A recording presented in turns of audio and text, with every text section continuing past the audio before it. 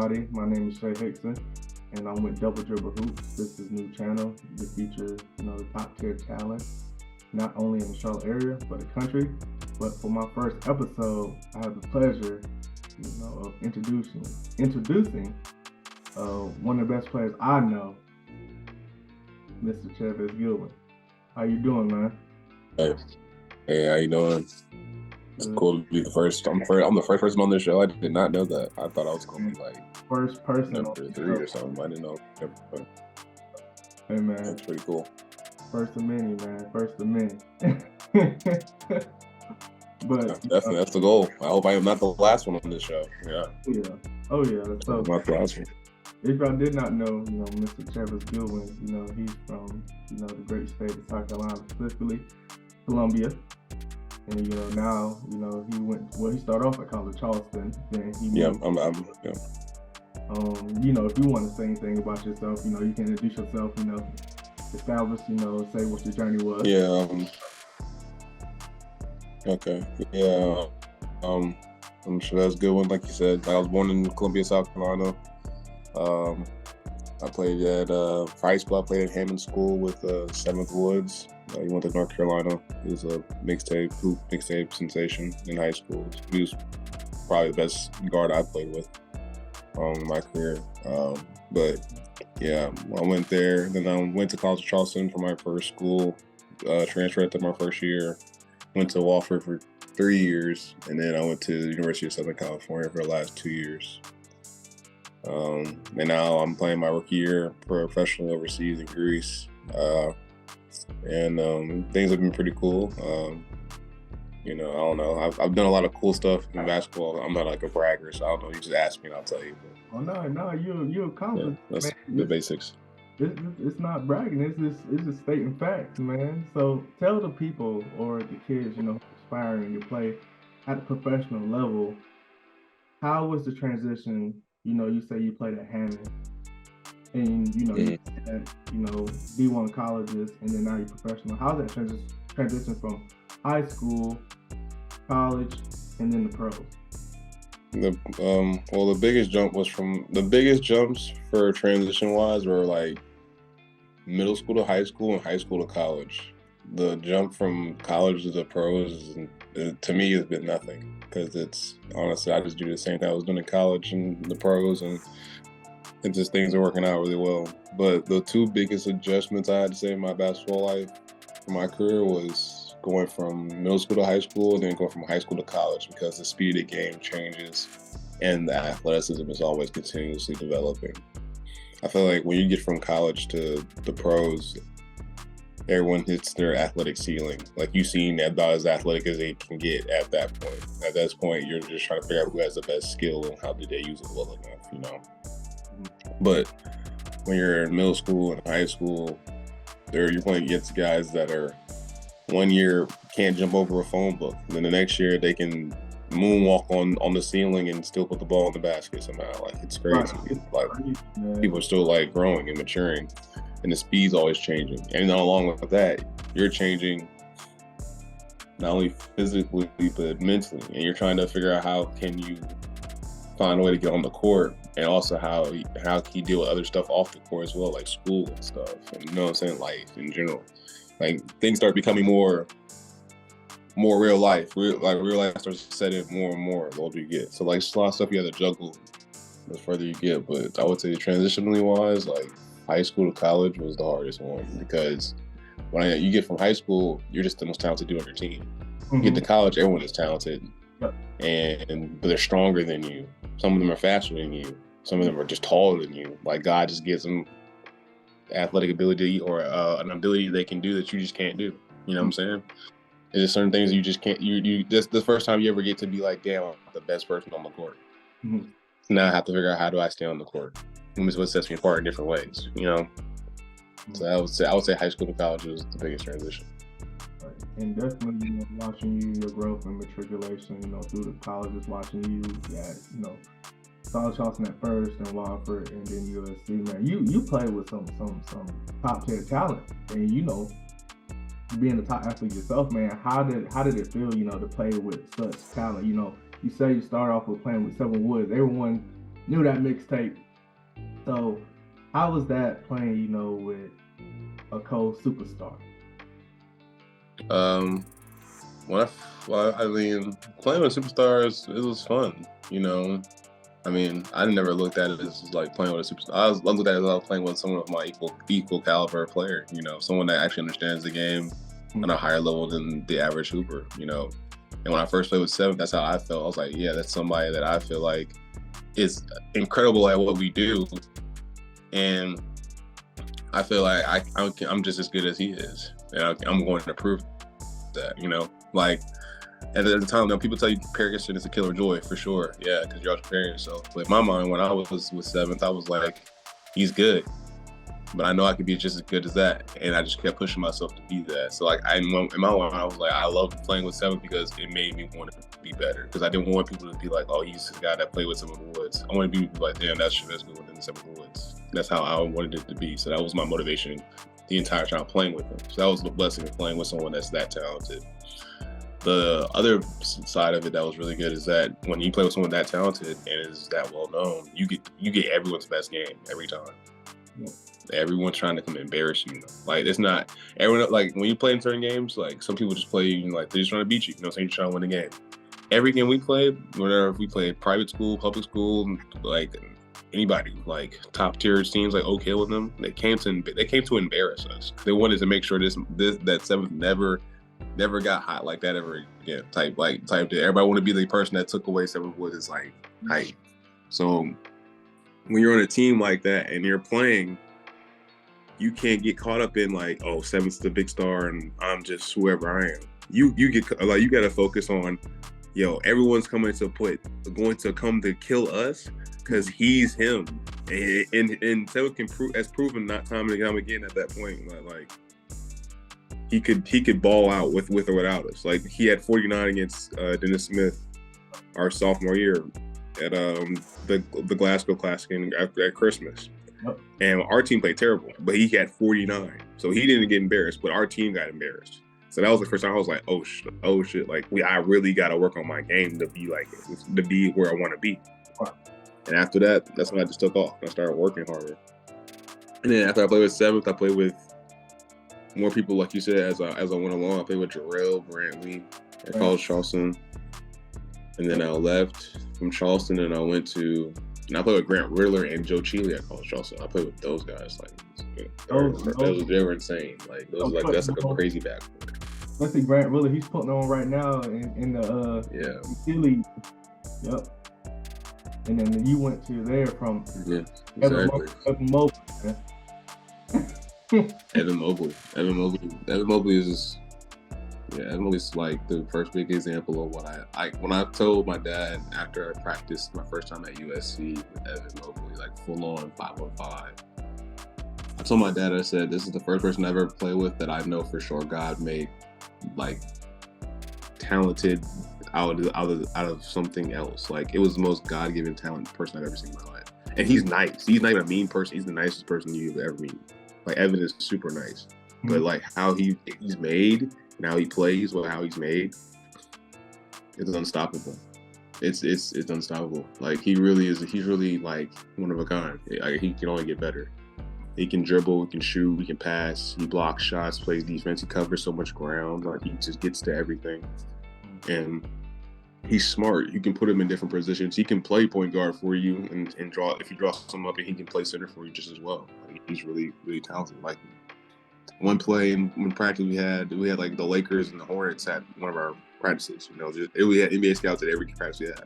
That's why I went to USC, because I wanted to be in front of stuff like that. Mm-hmm. But one practice we had, Evan, was like we're scrimmaging. My team's up. Evan's team's down by 2. We come down the court, and when my teammates take up like a bad shot, it's like 10 seconds left to go. When my teammates take a bad pull 3, Evan is below the free throw line. He takes 2 steps, jumps forward, blocks the 3-point shot from under the free throw line, chases the ball down, and dunks on another guy, and gets the foul. Ties the game like that. Hits the free throw, up by 1, and my team loses. It's the scrimmage. That was the first time I was just like, yo, he's going to be in the NBA forever. He'll never not be in the NBA. There's no way he doesn't make it to the NBA. Like that was the first time I ever was clear. I was clear as day to me what it looked like for someone that I knew that was going to the NBA. He's going to the NBA. Like I was sold. I was like, yo, what the? I was like, yo, that's crazy. Cal's got a great one on it. That's crazy. Evan Mobley, if you see this, man, yeah, that means you're him. Evan Mobley's like that. Evan Mobley is definitely like that. I would say Grant Riller is the most gifted scorer I've ever played with. Man, I seen him at the College Charleston, man. Like Grant. I remember playing against.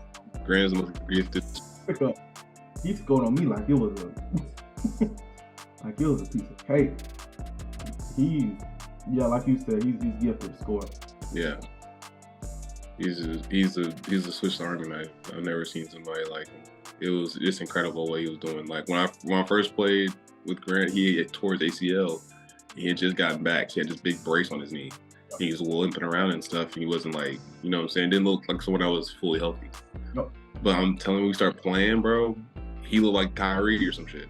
He was putting the ball on the glass in different areas and places. Like if you bump into him, he just absorbs the contact and finishes through that. And if you press up on him too much, he's blowing by you. You don't step up, three. Like he had so much in his bag, floater, all that, and he can run your team. He can run your team to point guard. That was what made Grant like just crazy. He was like, yo, he can run a team and not have to score. But if you want him to score, he will score like the Human Torch. That's what I used to call him, the Human Torch. Because when he gets hot, he's flame on. He be hot. It don't take much for him to get hot. But he was an insane scorer. Yeah, he's probably and he never misses a layup. If you're a guard, people tell you as a guard like you got to be able to shoot the ball from three. Like that's the big thing now. 3-point shots as a guard. I promise you, if you can make layups at a high difficulty, you'll last you'll have a job too. You'll have a job just as much because I promise you, Grant Riller has never missed a layup in my life. I've never seen him miss a layup, left or right. I've never seen Grant Riller miss a layup. It doesn't matter what hand he uses. It doesn't matter where he's facing. He never missed a layup in his life. Never. Definitely, gifted guy, especially he's in the G League. I think affiliated with the Mavs, and they just got Kyrie. And like you said, like you paid them Kyrie, it's like, all right, you got Luka, you got Kyrie, and if you got Grant Riller, who's averaging like how much? I think he scored like 48, averaging like 40 in the G League now. Man. Mm-hmm. And then I remember we talked about Brantley. He was a big bruiser. Big bruiser, man. The finesse bruiser. Jarrell's game is literally patent behind Carmelo Anthony. But he's a better passer than Carmelo. Like he can pass the ball really, really well. Like that's one thing about Jarrell that makes it fun playing with him. He's big and bulky, so you're like, oh, he's gonna try and bully his way through. Nah, bro. Like Jarrell is gonna spin around you. Jarrell's gonna shoot over you. Jarrell will go through if he needs to, but he's gonna try and play around you. He's finesse. But he's big body, so if you try to foul him, he's gonna just absorb that and finish. And Jarrell really pushed. My first year at College Charleston, Jarrell's the person I would go at practice every day. Like we guard each other every day, and he really showed me what it was like to be like, this is college. Like he was my welcome to college person. Like every time I go up against him, he hit me with some new move or something like that. But I didn't really. He's the first person that I was like, when I played him, I was like, he was like, don't back down. Like, come on, keep playing. Like, keep fighting. Like, type deal. So, I always run out with Jarrell. Jarrell's cold, too. Oh, yeah. Jarrell's cold. So, I remember watching that Wofford game when y'all played UNC. Y'all was at UNC, I think. Mm-hmm. Then y'all won that game. Mm-hmm. Was they ranked at the time? They wasn't ranked. Yeah. I think every time we played UNC, we beat them, they were ranked. At their play, pretty sure. No, every team that you get on, man, that y'all win. Y'all win. So that's my tag. That's my tag. As far as my bachelor career is going on, that's my tag. I'm a winner. Like wherever I go, my teams just start winning. Yep. There's never been a place I haven't been where I had a losing season. So that's something I want to continuously keep that as the thing that keeps pushing me as my career goes along. But yeah, every team I've been on, I make teams better. Like my teams don't lose. How was it, you play your college ball in the States, now you're playing professionally overseas. So is there a difference in the game? Is it harder to score? Is it easier to score? Defensive scheme wise, like, is it the same, or is the rules are different? So how is that? There's a lot of differences. It's not the same at all. I would say like the terminology is different. Like their belief system is different. They really believe in like their offenses over here are really driven by guards.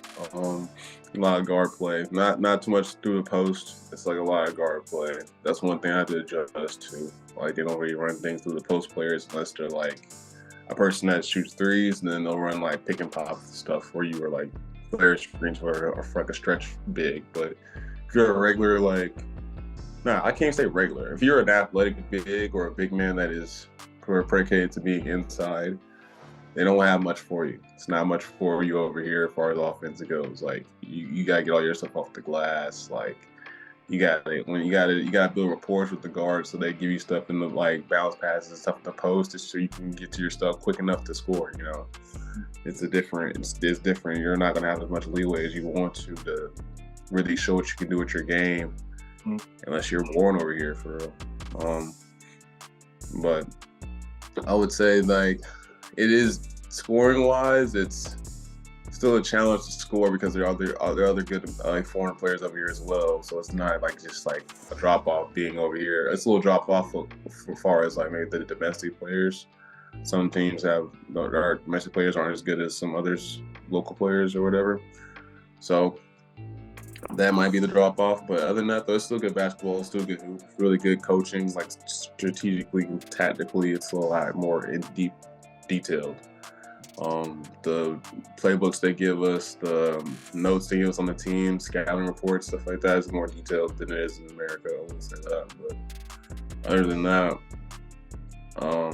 there's a lot more differences too, like how the courts are made. Like in America, if you're a bouncy athletic guy, like I have to jump. You know what I'm saying? For me, like the courts are more tailored to your knees. You know what I'm saying? Let your knees aren't as impactful. But here, you jump around these courts long enough, that shit will start fucking your knees. The knees won't be the same. Let me just say that your knees will not be the same.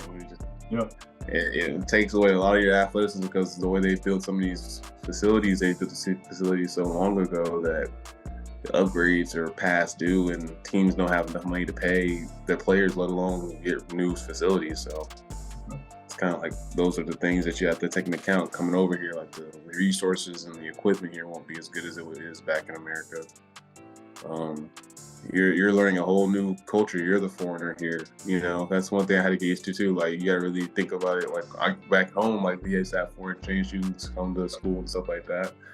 And you think, then you would treat them usually relatively nice. You know what I'm saying? Like I would treat them relatively nice because they're cool, they're new, it's something I've never seen before. So here it's like it's flipped. You're the foreigner now. Like everyone looks at you like you're out of this world, crazy. Like it's different, you know what I'm saying? And here they're not trying to get to know you. They're trying to like figure out how they can make money off you. They're trying to figure out how what type are you, like the stereotypes that fit what we've known on TV. You know what I'm saying? Like those things that that's what's going through their minds mainly. Some people here are actually just genuinely nice people. I'm not saying all people are here like that. Some people are really genuinely nice people. But I can tell on some people's faces, like, that's kind of how, like, the vibe you get from being over here. So it's a lot of stuff you got to do with on the court and off the court. But it's differences in a lot of things. But at the end of the day, it's still basketball. Like, if you know how to play basketball and you want to make this work as your career, you're going to figure out how to make it work. Like, you know what I'm saying? Or it's going to crush you. So, last but not least, so if I'm a kid, I'm in AAU right now, and I'm playing school ball and I have aspirations to play at a professional level. What is your advice, given your journey, your trials and your tribulations? What advice would you give to kids out there who wants to be in your shoes? Play as much basketball as you can. play as much basketball as you can. Like, just go play. Like, play against older guys and play against people your age and just play. Like, the more basketball you play, the better it'll be. Like, it'll just start getting better. You'll see what works for you and what doesn't work for you, just naturally off just playing. And don't let anybody try to change your game. Unless they're trying to add to it, that's fine. But if they're trying to change it and tell you not to do something, don't listen to them. Because if you change your game, then you're going to change your game your entire career. You're never going to be the player you want to be. So don't let anybody change your game. Go where you're wanted. Do not go where you're tolerated or kind of liked. You know, like it's like people make the joke of like when you're picking colleges, like it's like picking your girlfriend. Just go. Do you want the hot one that kind of wants you, kind of not, or do you want the one that's okay looking but really down for you? And if you like, for me, I don't be stupid. I'm not going with the one that kind of like me. I'm going with the one that's in love with me. You know what I'm saying? That's rocking with me. So that's how you should pick your college. Like, you can tell, you'll know too. You'll get that feeling from the colleges when they call you and stuff like that. Like, who wants you and who's like, well, you would like to have you type deal. You know what I'm saying? Like, no, I kind of had to go through that process 3 different times when I transferred, like getting those fields and stuff like that for schools. Like, when College Charleston called me, I knew they wanted me. When Wofford called me, I knew they wanted me. Then when USC called me, I knew they wanted me. It was in the field. I wanted to go there, but also I had Houston, and I wanted to go there too. And I knew they wanted me as well. So I was just like, you know, in between. But in the end of the day, I knew what I thought was best for myself. I wanted to go where I knew I was going to have the best chance of getting all the eyes seen on me NBA-wise. And that's with playing with the Mobleys. And I play with, in my mind, you know, most people would tell me, like, don't go there because you got both Isaiah and Evan, you're never going to play. In my mind, I was thinking, like, I've got to play. You know why I got to play? Because I'm me. I got to play. Because I want to get in there and I want to play. So I got to play. So, like, it was never on some, like, oh, I'm not going to play because they're the Mobleys and they're nah. My mom's like, I'm playing with people that are great players. And that's what you want to do with basketball anyway. You don't play with mediocre players your entire life. You want to play with somebody that actually is on your same level anyway. So I want to go play with great players anyway. I just played with Seven Woods. That worked out well. I played with Fletcher Magee, the all-time leading 3-point shot maker until this past season. I played with him. He was a great player. And now I got more looks off that. To go play with them. I played with them, and I got more looks off this. You know what I'm saying? And I know what it's like to play with great players at different positions. Like, each player I've named that I played with that were great, they all played at a different position, from point guard, shooting guard, forward, center, whatever you can say. They all play different positions, but I can know what it's like to be a great player. Just in general, it doesn't take a whole lot of. It takes a lot of God-given ability for sure, but it also takes a certain want to and willingness to be that type of player, like through their work ethic, how they carry themselves, and what they deem is important in their lives. So it's been a crazy experience, but for a kid that's about to go into that world, I would say just make sure you're the best version of yourself. Don't let anybody tweak your game. Go where you're wanted, and honestly, do not play this game in search of results. Like, you want a reward at the end of every season, of course, but you play this game in the search of how do I get better as an individual player each day, because then that way results will come. Because I've seen people just play this game for results, and their career got resulted. It was over for them. It's done. Versus people that just played the game because they love doing this. They still play. Like me, I'm just crazy enough. I love playing this game. I'm crazy enough to keep playing, you know. And the game has blessed me in ways I can never imagine. It took me from I played in the NCAA tournament 3 times. I played in it 3 times. I've been there with 3 different teams. Like, that's crazy. I played in conference championships in 3 different leagues in the NCAA. I won a state championship. I've been statewide player of the year. I'm over here. I won the slam dunk competition. I'm a Greek all-star my first year out as a rookie. Like, there's the only other rookie that was there was just 2 other rookies. It was one on another team and one on my team. That was it. We're only 3 rookies that were there. So the game's blessed me in different ways, just because I love playing it. I love getting better. Like, I love improving myself. So as I'm getting better, results are coming. as I'm getting better. So I would tell somebody those, if I was a young kid, those are the things I would tell them. Definitely. You shared some great nuggets, you know, with telling kids, you know, go where you want it. I remember when I was a basketball player, you know, I played high school. I should have took your advice and went where I was wanted. I feel as though, you know, if I could go back, you know, but I believe everything happens for a reason. You know, I'm here, you know, to be around the game, probably not to play in it, but to help others, you know, achieve their goals, because that's what it's all about. But like you said something important, go where you want it. That's very important in these days, especially, you know, with these kids have the luxury of getting these NIL deals. So yeah, man.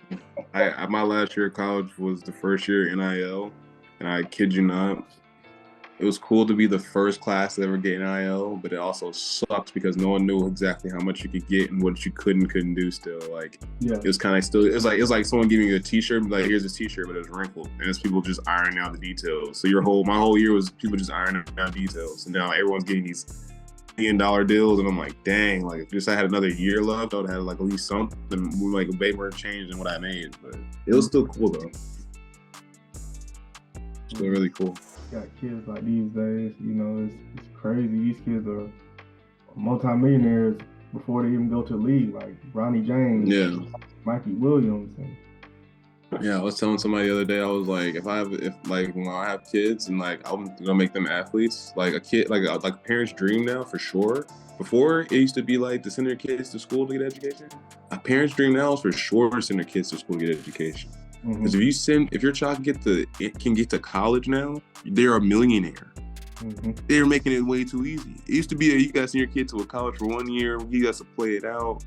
Or in football, you got to go play it out for 3 years or whatever, he has to play it out. And then, if luckily enough, after their 1 year or whatever sacrifice they have to make, they can get to the NBA or the NFL and we'll finally get the payback for the money that they're potentially supposed to be getting. You know what I'm saying? But now it's like, hey, my kid balling hard enough in high school and he get an offer to Louisville, they give him 2 M's.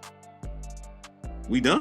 We might not have to hoop no more. Like, you know what I'm saying? It's over. You know, we don't have to hoop no more. We can take that money and really invest it and flip it and make some more money. You know, exactly. The dream of being a pro athlete might lose its luster a little bit. Not a whole lot, because people love the game too much for it to ever lose what it really is. You know, but I feel like the real drive to be the greatest of all time is going to be even more challenging now than it will be ever before, and it will keep getting harder, but ever before, because now we have pillars of players that we really do think are the greatest. You have the Michael Jordans, the LeBrons, the Kobes. You know what I'm saying? The people like those 3 guys we can literally say, oh, like those are guys that we can say like, oh, those are the 3 we know are the best, like Hakeem, Kareem, those guys, Magic, you got those pillars like that. So now you're telling the kid, you gotta be as great as they were. Well, I'm a kid growing up in this society, I'm looking at it like, they were dominant in high school, they were dominant in college, and they were dominant in the pros. And they made millions by the time they got to the pros.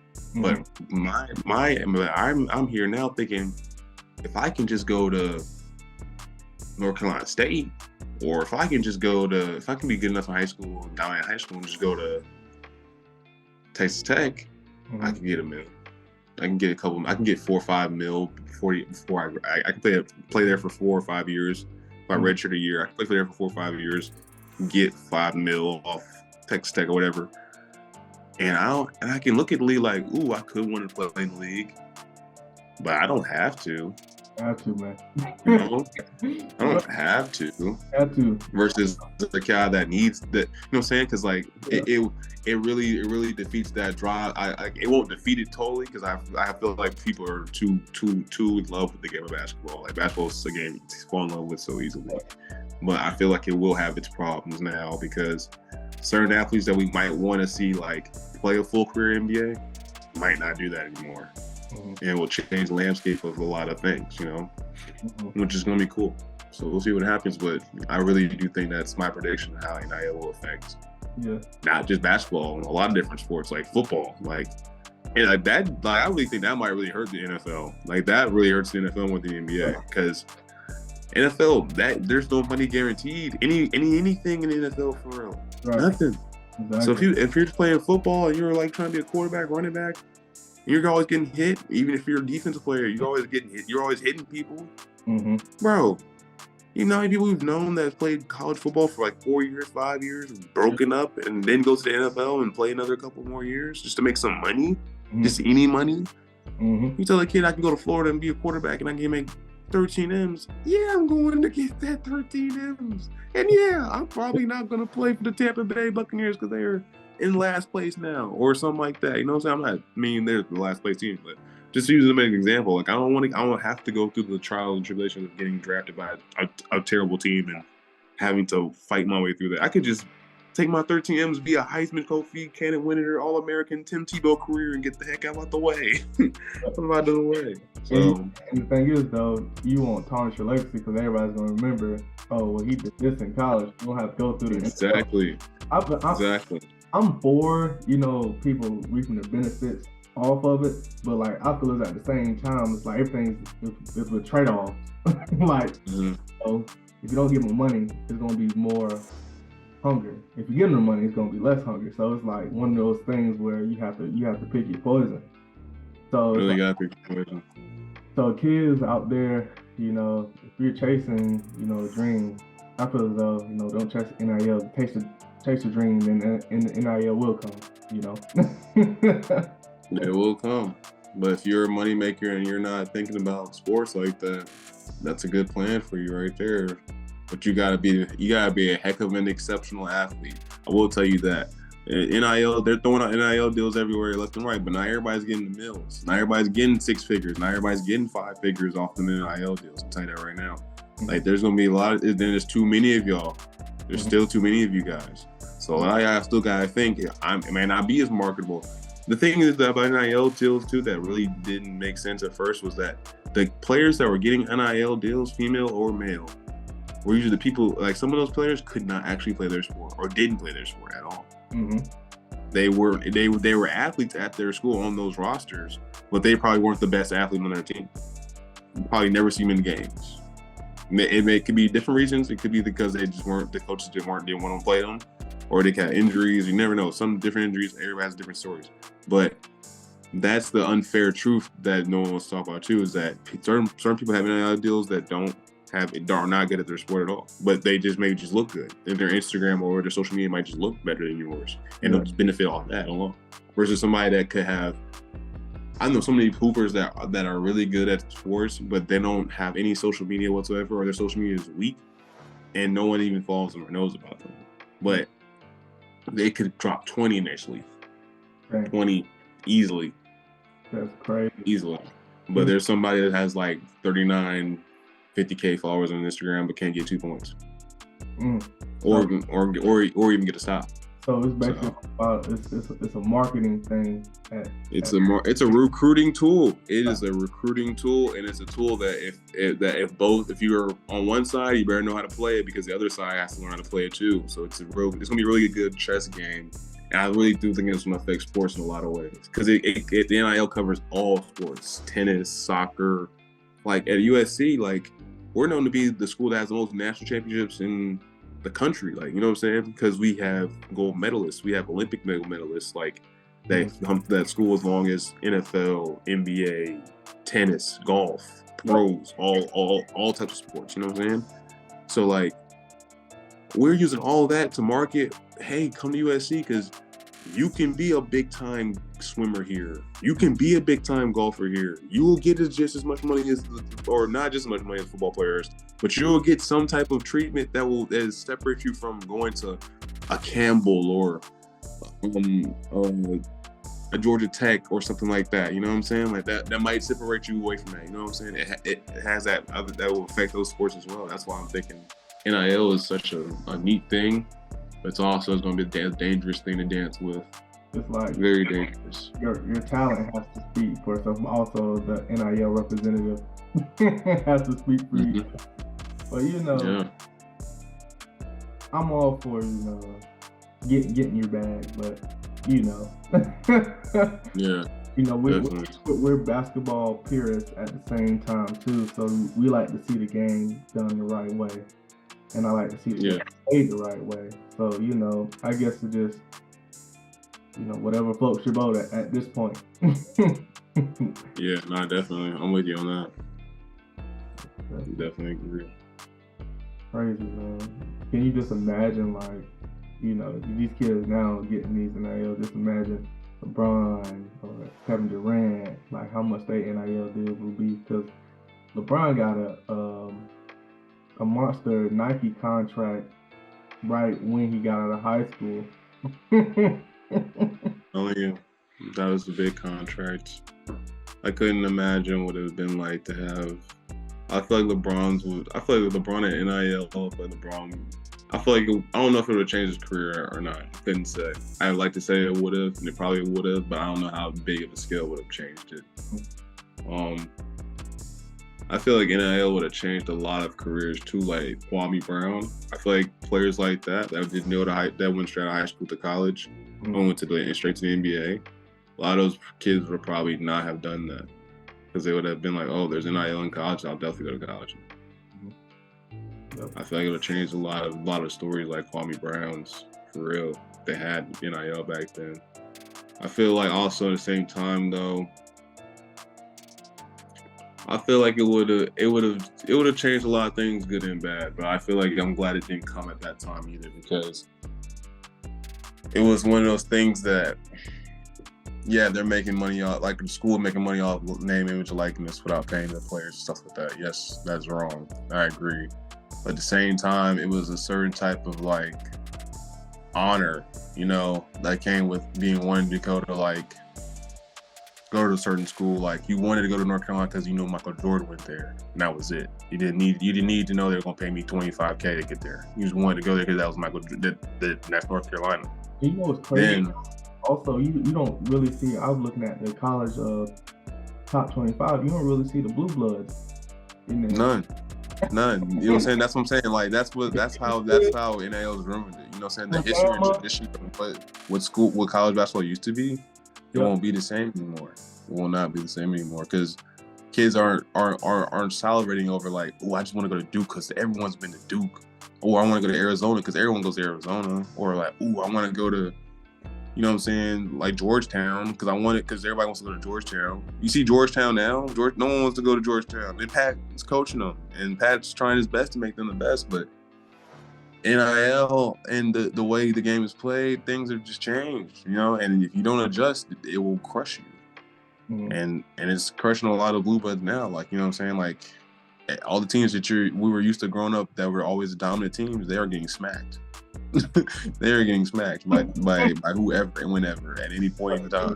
You know what I start noticing is that most of the teams, who have these NIL deals, I see most of these mid-major schools, coming in hot. Like these, like people who stay in for like 3 to 4 years, those are the teams that are really making these deep runs in the tournaments as well too, I believe. Yeah, that's just a form of history repeating itself, and it's just more magnified now because how many kids try to leave early and transfer or leave and go to play pro earlier now. But back in the day, you remember like the teams that were always picked number one in the country or top seeds or top teams in the country were the most experienced teams, the oldest teams. Yeah. And that was the reason why, because those are teams that were going to be, they're ready to beat any, whoever, whenever. And that's still the same case today, except that now it's just like you get those teams like the Kentucky team with Julius Randle and Karl Anthony Towns, when they're loaded from top to bottom. Like those teams like that come in like as freshmen. You're like, dang, like that's a lot of talent coming in. And we love, in sports, they love the youth, especially in the NBA. So like they're gonna think those kids are way better than whatever's in college right now, and they're all in one group. You know what I'm saying? When teams like that started becoming formed in college, it was like, dang, like experience didn't matter. You know what I'm saying? They try to act like experience didn't matter, but now it's like, ooh, experience does matter. Like it's like a big pop again. Like, oh, having experience, he was good. Like it's never changed. It's just the narrative has changed. That's all. But yeah, the best teams in college right now are always going to be the winner guys. Also, these guys, in high school, they also had the chance to go overseas. So do you know any like players who came straight from high school to playing in your league or? Not really. Only person I could think of that did that when I was in high school was Jalik Felton. Yeah. But he didn't do that out of high school. He did it out of college. He went to North Carolina first. So he doesn't count.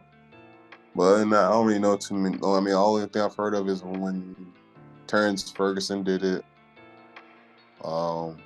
Emmanuel Mudiay did it. Yep. And Brandon Jennings did it. But those were like the only ones I could think of. Everybody else kind of always had like their agenda of playing in college and then going to the pros, or being one and done. You know what I'm saying? Or like just trying to get straight to the pros. But and then LaMelo Ball, Balls did it. But But for me personally, I don't think too many people have done that. Yeah, do I think like that should be a trend? I feel like it should start becoming more of a trend because in America, this side of Europe, I'm familiar how Europe and American basketball are different. In America, when you play basketball, you're taught to make sure you're the best player on the court. Mm-hmm. So you're working on yourself the entire time. Everybody in America is working on how to make themselves a bucket, how to score, how to be the best scorer, how do I score effectively, and how do I score a lot of times in that one way, or whatever ways I can get to it. Oh. And that's how you learn how to play basketball in America.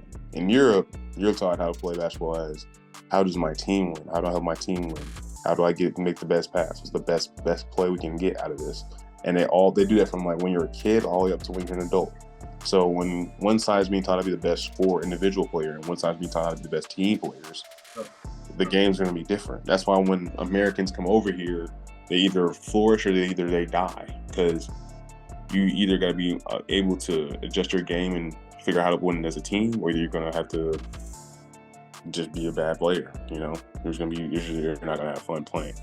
And I'm saying in these days, you really see, especially in these days, European players come to the NBA. Mm-hmm. They're dominating because, they, like, say for Jokic, for example, he can get his own. Luka, they can get their own. Giannis, they can get their own. But they all have a team. Like, it's a we. Mm-hmm. It's a team concept. So they know how to get theirs and know when to get others involved. And that's sometimes, Europeans might have a better grasp of the game because that's how the game is meant to be played. Team. Mm-hmm.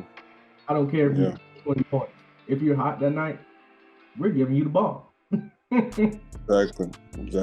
And it's interesting because I always think about that myself. I was like, when I have kids, I always think myself like, whatever let my kids like start off playing basketball in America and then just take them to play pro overseas and let them play pro until they're able to come back and play in the NBA. Would I do that? And honestly, I think it would be good for if a kid really wants to, if my kid really wants to be the best. Mm-hmm. I think I would go through that route. But if my kid just really wants to play basketball and just kind of like see what happens and have fun with it, I think I'll let him stay in America and just play his way through. Because if I'm going up as a kid right now and I'm a dad. Yeah. And my kid says he wants to be the best, I would send him to Europe because they're going to teach you how to play basketball in like the best team way. But having the knowledge I have as a way growing up playing in America, I would tell my kid like, yeah, that's how you make the best team play. Let me tell you what's the best player when you need to take over the game. Mm-hmm. Let me tell you what the best player is when you need to actually make that team play and when you don't even make that team play. Mm-hmm. Let me tell you why you need to be doing this while they're doing that. You know what I'm saying? Like, show them I'm telling him the differences between why he got to do this and that. Because when he gets to a certain age, when he understands how to play the team game of basketball, and you put him back in an American setting, he's going to stand out way more than the American kids. He's going to be able to get his own and still make the team better. And that's what everybody wants. A guy that can make the team better while still getting his own. But now kids these days, younger generation, who are interested in, highlights. Highlights.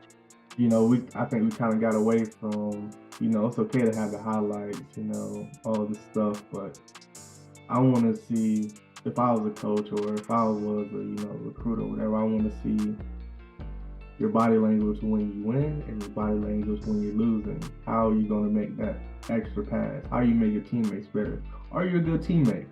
Are you a good person? But we gotten away from that. And even though, everything, this life is full of trends, I feel as though to make basketball better, we have to get back to the basics. Okay. I mean, yeah, I agree. Everybody's copying the highlight, and that's fun. And that's well and good. It just, like I said, it comes down to, that's when it comes down to like who you train with. I've talked to some guys back home now that train. I used to play basketball with that train kids now. They're telling me that like, who do you train? When kids come in to workouts. Give them a shout out. Who's the trainer? Give them a shout out. Demonte Jacobs, Trent Robinson, Christian Savage, yeah, like those guys are there. I just have conversations with them. Just Josh Wiley as well.